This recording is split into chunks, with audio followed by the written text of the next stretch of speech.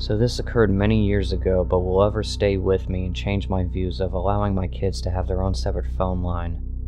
It was a few weeks after Christmas and my parents had gotten me my own personal phone with my own separate phone line because that was the cool thing back then before cell phones were big.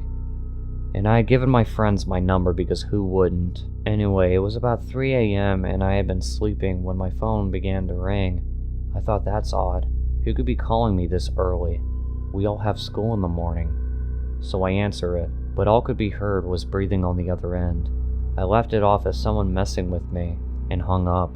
I tried returning to sleep, but my phone rang again. This time I answered and said, "Who is this?"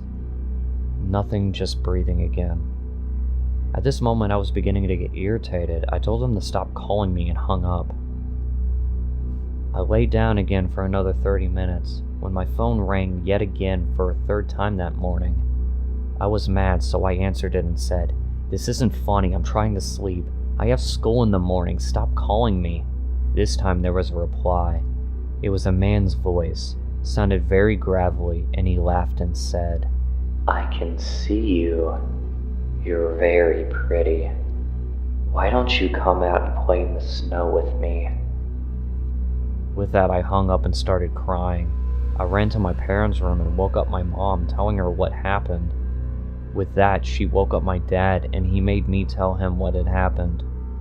So they both get up, and my dad goes into my room and checks the windows and everything, makes sure the locks on the doors are all locked, and proceeds to tell me it's just someone playing a sick joke and that everything will be fine, and tells me to just unplug my phone from the outlet. So I finally go back to sleep until my mom wakes me up for school. I get up and start getting ready. I open my blinds to my window that leads to my backyard and notice on this very frosty morning that there were handprints all over my window. I called my parents in. They were totally freaked out. My dad immediately calls the police. The police came out to take a report and look at the evidence, and they decided they wanted to go to the backyard. Sure enough, there was a set of footprints in the snow that led right up to my window. They had gone from the front of the house to the back of my window, to the back door, and to the front door. The police thinks the guy was trying to get into the house.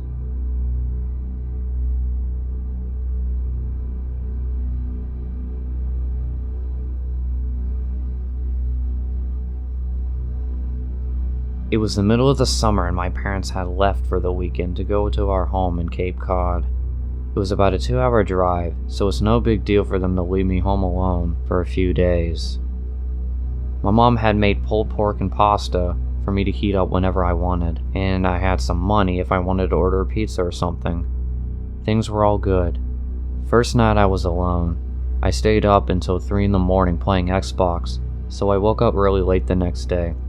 I checked my phone when I woke up and saw that it was a little past 1 p.m. I'd made plans to go play some street hockey with a few friends at 3, so I threw myself out of bed and stumbled into the shower.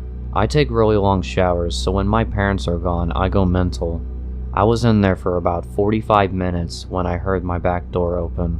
I immediately froze. I waited for about 2 minutes, ears trained and trying to hear anything else. Nothing. I figured it was maybe the wind or maybe my parents were home early, so I turned off the shower, wrapped my towel around myself, and slowly walked down the stairs to check it out. The bathroom is directly upstairs from the back door, and the thing is pretty loud when it opens and closes, so the stairs to the kitchen, where the back door is, are pretty tight and walled in, so I can't see into the kitchen. I walk down. Even though my house is old as shit and each step on the stairs make a super loud creak, I still took my time and tried to be as quiet as possible. I probably took a little over a minute walking down all the 12 stairs. When I got to the second to last stair, right before I could see around the corner into the kitchen, I took a little breath to compose myself. In my mind, I knew I was being stupid. There obviously wasn't anyone in the kitchen. There's no way. I wouldn't have already heard another noise. And there's no reason for them to still be in the kitchen, even if there were burglars or something in the house.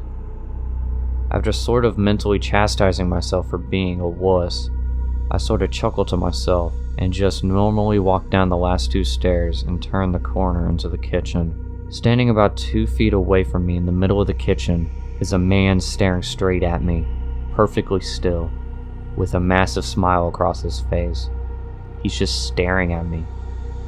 The thing I remember most vividly wasn't his face or his smile, but his arms. They weren't at his side. They were held in the strangest, most abnormal position I have ever seen. They were where one would normally put their arms, but he had rotated them to the point where they were almost completely reversed, as well as lifting them up a little bit behind him. I don't know why I remember this so much, but it's the most demonic, abnormal position I have ever seen. Honest to God, I think I almost had a heart attack right then and there. Looking back, I can realize how fucking creepy this situation was, but in the moment, I just took one step towards him and punched him as hard as I could in the jaw, and beelined it up the stairs, dropping my towel in the kitchen. With my heart beating out of control, I fucking sprinted into my room and locked the door. Almost without thinking, I immediately called 911. Nearly in tears, told the operator what happened. As I sat on the floor in my room in practically the fetal position, I noticed the light coming from the gap between my door had stopped. The fucker was standing outside my door. There's no words to describe the feeling I had. I was paralyzed with fear. Watching the shadow across the bottom of my door shift in tiny ways, I stayed balled up staring at the gap, praying for the man to just go away. All while the 911 operator was asking, "Hello, sir? Are you there? Hello?" I didn't want to make a noise, and even if I wanted to move my arms to bring the phone up to my mouth, I don't think I could have. Eventually the light returned to the gap, and I heard the faintest of footsteps slowly creak the wooden floorboards as he walked down the hall. It was silent for minutes as I just sat there curled up, unable to even speak. Fear does funny things to the body. I heard banging on the front door and the sound of 2 officers entering my house. I finally felt safe, and I opened the door to one of them standing there. I almost cried. Nowadays my parents never leave me home alone, thank God, and I check every lock in the house before going to bed. I still get nightmares occasionally, and my heart starts racing whenever I see someone stand still, but I'm doing alright. Even working with sketch artists and lineups, the police never found who the fuck was in my house. That sends shivers down my spine every time I look outside, half expecting to see him standing across the street, smiling under a lamppost.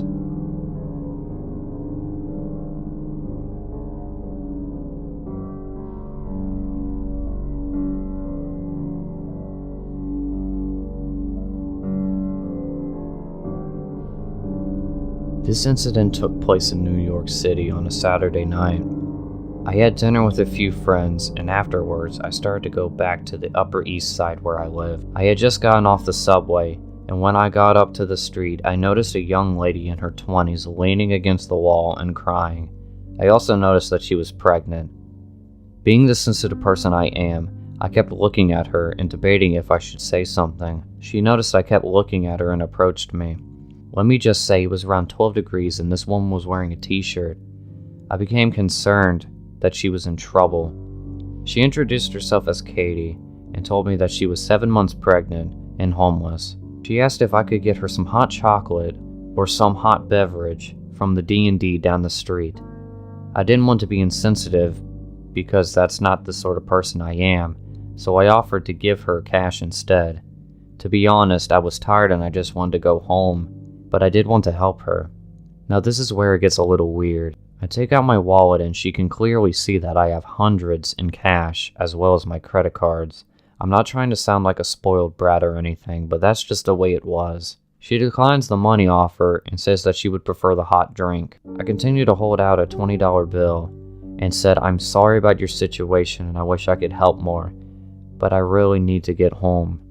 She keeps insisting, telling me it's only a few blocks away. I again tell her I can't and hold out the money. She declines once again, but I can see now that she's starting to get aggravated. I apologize again and wish her well, and I start to leave, when my curiosity gets the best of me. I see her leaving and going the opposite direction of the D&D. I then made the worst decision, although I don't regret it. I followed her. Something was off about this girl, and I wanted to see what she was up to. I figured I could handle the situation if things got weird. The street we were walking down was crowded, and I managed to remain unseen as I followed her. After maybe 5 minutes, she turned a corner and went up the street. This street was seriously shady as fuck. It was dark and it was empty. I decided to stay back, but I kept looking around the corner, only to see her go into what seemed like an alley. I slowly walked to where the corner of the alley was and carefully peered around to see Katie with 3 men and 1 other woman. They were at the far end of the alley, so I managed to remain undetected. There was what looked like a van. I couldn't tell, but it looked like a U-Haul van. I overheard them arguing and saying something like, "Next time you wear the t-shirt in the freezing cold, and it didn't work on the other one last night either." Then I hear a man's voice. "You need to look convincing." Katie yelled back at him, "I'm wearing a fucking pregnant belly. How more convincing can that get?" I then carefully peeked around the corner to see Katie taking off a fake belly she was wearing. At that moment, my heart sank. I almost fell into a trap. I began to walk away and relaxed a little when I got to a crowded street. When I got home, I called my friend and told him what had happened. He had grown up in the city and told me that he heard of people who did stuff like that. But I don't think they wanted to rob me.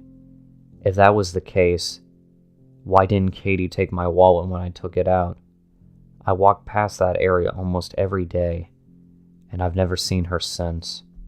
I don't know what their plans were, but they certainly weren't good.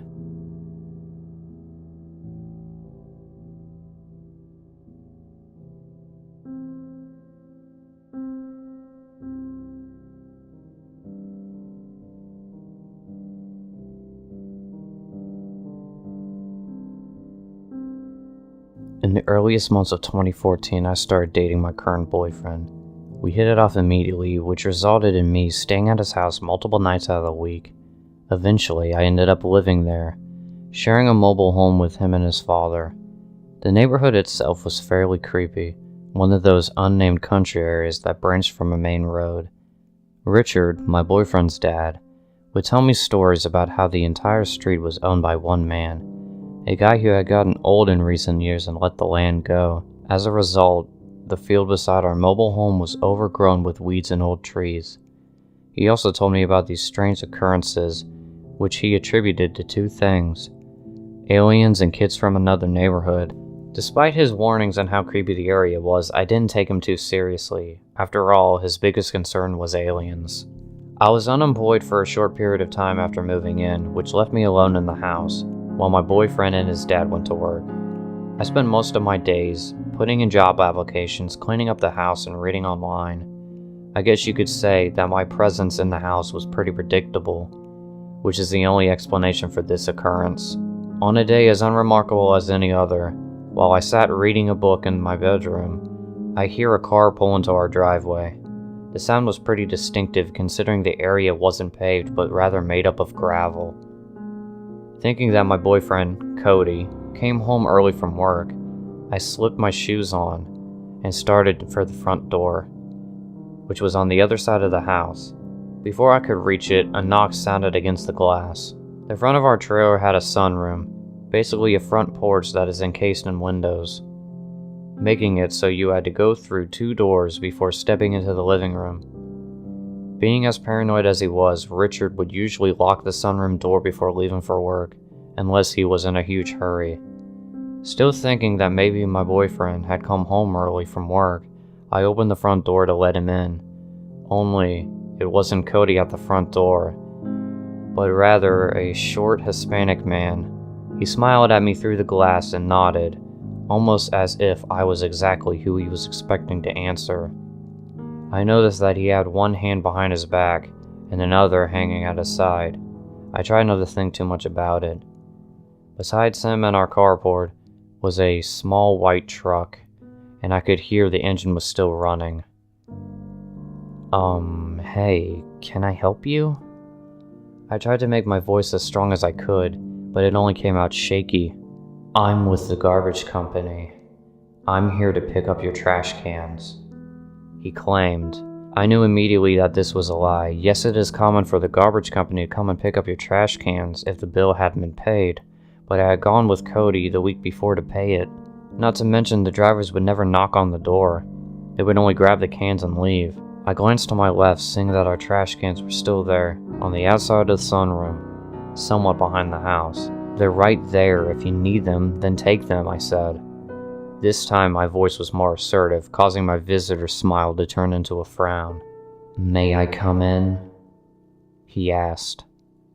I didn't verbally answer. I just shook my head. My heart dropped as I watched him reach and grab the handle to the glass door, pulling on it to open it. The door clicked, obviously locked. The man tried to pull it again, this time harder, causing the metal to creak. I jumped back into my house and slammed the door, locking it with purpose.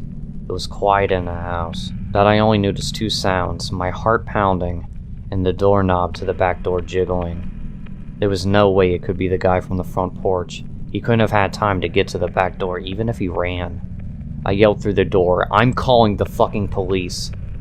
Still baffled at the fact that this was all happening in broad daylight.